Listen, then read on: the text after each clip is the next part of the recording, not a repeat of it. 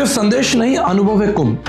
बहुत से लोगों के लिए एक धार्मिक स्थल हो सकता है, लेकिन हजारों करोड़ों लोगों के लिए आध्यात्मिक यात्रा का एक गहरा अनुभव।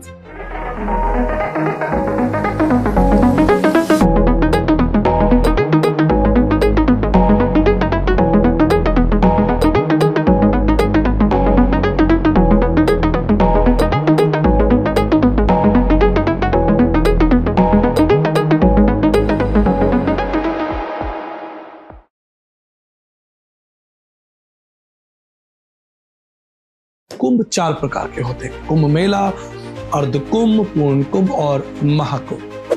पौराणिक विचारधारा के अनुसार कुंभ की कथा एक बहुत प्राचीन है। कहीं दूर आकाशगंगा में समुद्र मंथन के दौरान अमरता को प्रदान करने वाला एक कलश निकला। इस कलश के लिए राक्षसों और देवताओं के बीच भयंकर युद्ध हुआ। अमृत कलश को राक्षसों से बचाने के लिए कुछ शक्तिशाली देवताओं ने कलश की सुरक्षा की, जिसमें बृहस्पति, सूर्य, चंद्र और शनि थे।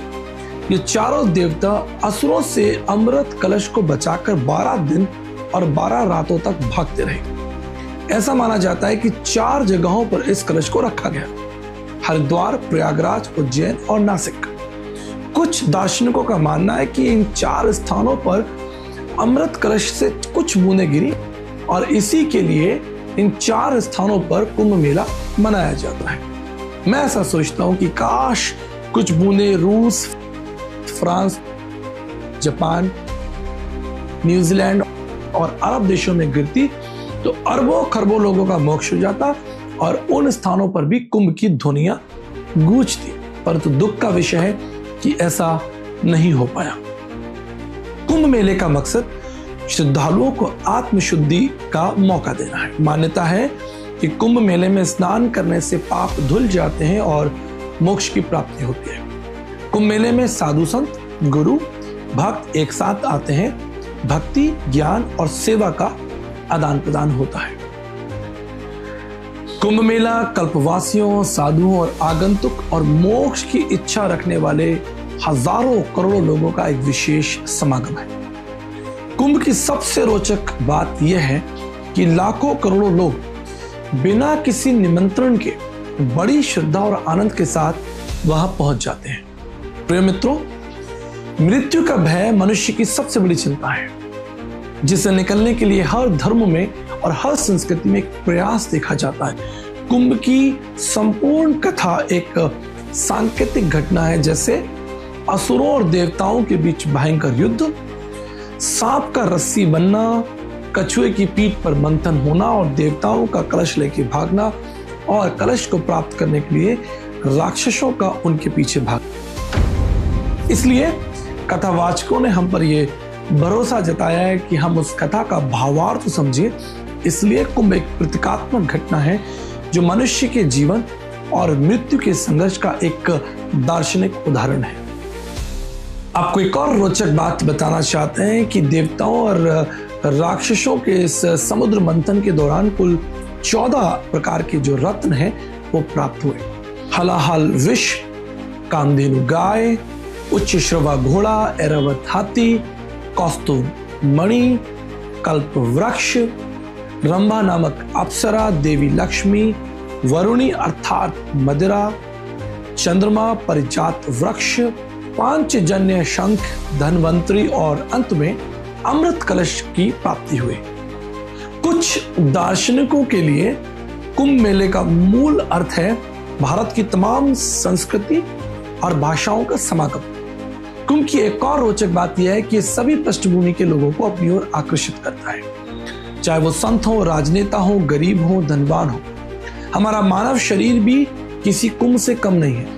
इसमें 206 हड्डियां, मांस, रक्त, दिल, दिमाग, किडनी, फेफड़े एक साथ काम करते हैं और जीवन को प्रकट करते हैं। श्रद्धालु मानते हैं कि कुंभ मेले में स्नान करने से मनुष्य सभी पापों से मुक्त हो जाता है।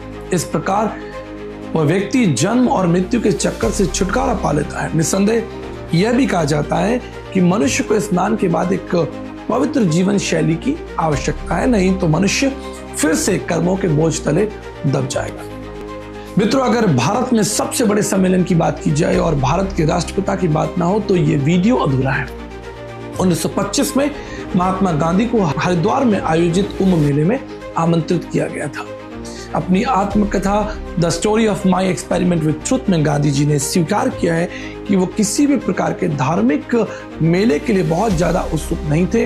हालांकि उन्होंने इस कुंभ मेले में भाग लिया क्योंकि वो हरिद्वार के गुरुकुल के संस्थापक महात्मा मुंशी राम उर्फ स्वामी श्रद्धानंद जी से मिलने की बहुत इच्छा रखते थे। उन्होंने लिखा है कि इस यात्रा के दौरान मुझे तीर्थ यात्रियों की धर्म परायणता के साथ साथ बहुत सा पाखंड, मूर्खता और बहुत सी ऐसी बातें भी दिखाई दी जो अध्यात्म के विरोध में थी। चूंकि गांधी जी एक सिद्धांतवादी व्यक्ति थे, इसलिए वो किसी विशेष तीर्थ स्थान में रुचि नहीं रखते थे। वह अपने आसपास की चीजों को निष्पक्ष और तार्किक रूप से देखने की शक्ति रखते थे। इस महान धार्मिक मेले में कई घटनाओं और कमियों को देखकर भी वो काफी निराश हुए, जैसे भ्रष्टाचार, छल कपट और बहुत से असामाजिक गतिविधियों ने उन्हें बहुत खेदित किया। साथ ही स्वच्छता की व्यवस्था और गंदगी के निस्तारण का भी बहुत कम ध्यान रखा गया था। यद्यपि बहुत सी संस्कारी और गैर संस्कारी संस्थाएं, अन्य संगठन इस महा उत्सव को सफल बनाने का प्रयास करते हैं। इतने लाखों लोगों के लिए भोजन व्यवस्था, मेडिकल व्यवस्था, सुरक्षा व्यवस्था देखना कोई आसान काम नहीं है। 2025 के आयोजन में आध्यात्मिक सूत्रों के साथ साथ कुछ और भी लोग इस कुंभ मेले के आकर्षण का केंद्र रहे, जैसे दातून बेचकर 40,000 कमाने वाला नौजवान, रुद्राक्ष की माला बेचने वाली मोनालिसा, IIT के बाबा और पूर्व अभिनेत्री ममता कुलकर्णी का रातों रात महामंडलेश्वर बन जाना एक जोरदार मुद्दा बना। एक बात तो माननी पड़ेगी कि कुंभ की यात्रा जितनी रोचक दिखाई देती है उतनी अधिक कठिनाइयों से भरी है। लंबी यात्रा, ठंडा मौसम और बहुत सी शारीरिक असुविधाओं को श्रद्धालुओं को सहन करना पड़ता है। हाल में हुई अचानक भगदड़ में बहुत से श्रद्धालु मारे गए, इसका हमें बहुत खेद है। साथ ही बड़ी हैरानी की बात यह है कि बहुत से मुस्लिम समाज के लोगों ने इस हिंदू महासंगम में अपना हाथ बढ़ाया, अपने घर और मस्जिद के दरवाजों को खोला और प्रेम भावना और इंसानियत का परचम लहराया, जो हर धर्म की बुनियाद है। मित्रों, डुबकी लगाकर श्रद्धा से स्नान करना न केवल भारतीय संस्कृति का हिस्सा है, परंतु बहुत सी प्राचीन एशियाई और यूरोपीय संस्कृतियों में इसकी झलक देखी जा सकती है।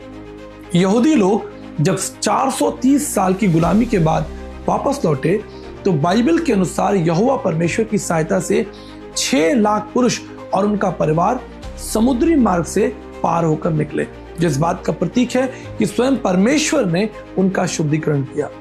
ठीक इसी तरह मसीह विचारधारा के अनुसार मनुष्य का यह मान लेना कि वो एक पापी व्यक्ति है और परमेश्वर से प्रार्थना करने के बाद जल संस्कार की विधि के द्वारा ईश्वर में विश्वास करना मसीह विश्वास का प्रथम अध्याय है। प्रभु यीशु मसीह ने कहा, धन्य जिसने अपने वस्त्रों को धो लिया अर्थात अपने मनों को धो लिया, उन्हें जीवन के वृक्ष के पास आने का अधिकार मिलेगा। धन्य वह मनुष्य जिसका अधर्म क्षमा हुआ। और बाइबल के एक प्रसंग के अनुसार एक व्यक्ति था जिसका नाम था नामान कोढ़ी। प्रभु के महान दास संत अलीशा की बात मानकर यर्दन नदी में 7 बार डुबकी लगाकर उसने अपने कोढ़ से छुटकारा पाया।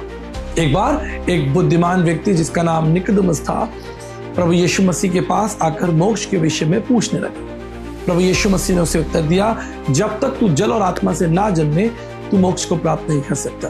स्वयं प्रभु यीशु मसीह ने भी जल संस्कार की विधि को लेकर इस बात की पुष्टि की कि ईश्वरीय मार्ग में शुद्धिकरण का स्नान एक महत्वपूर्ण प्रक्रिया है। शुद्धिकरण का स्नान एक धार्मिक प्रक्रिया जरूर लगती है, परंतु आध्यात्म के मार्ग में इसका एक गहरा स्थान है और प्रत्येक भक्त को इससे होकर गुजरना होता है। मित्रों, जाते जाते आपको ये बता देना चाहते हैं कि बिना पश्चाताप के पानी में कूद जाना कितना लाभदायक होगा, इसका फैसला आप स्वयं करें, क्योंकि प्रभु यीशु मसीह ने कहा है, जा फिर पाप ना करना।